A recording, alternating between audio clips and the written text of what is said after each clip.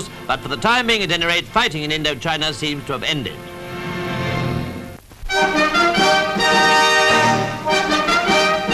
It was not long after the midnight deadline set by the French Premier that the first signing of the ceasefire was carried out by General Delteil for France and General Buu, Viet Minh Minister of Defence.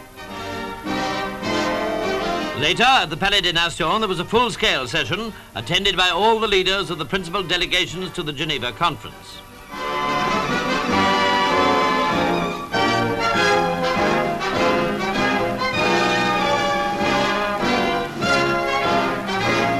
The scene was rather more impressive and certainly more in keeping with the importance of the occasion.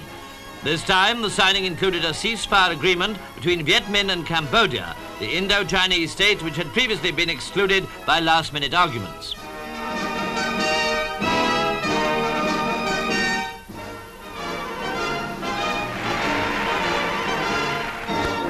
Now to London Airport and Mr Anthony Eden's return.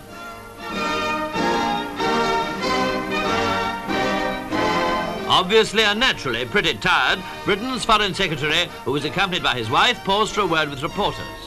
They asked him to comment on the settlement. The task of the Geneva Conference was twofold.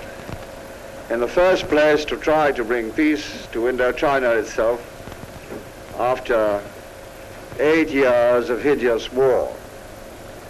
And second, to reach that agreement in order to avoid the danger of which many of us were very conscious, namely that that conflict would spread and lead to more serious disasters for us all.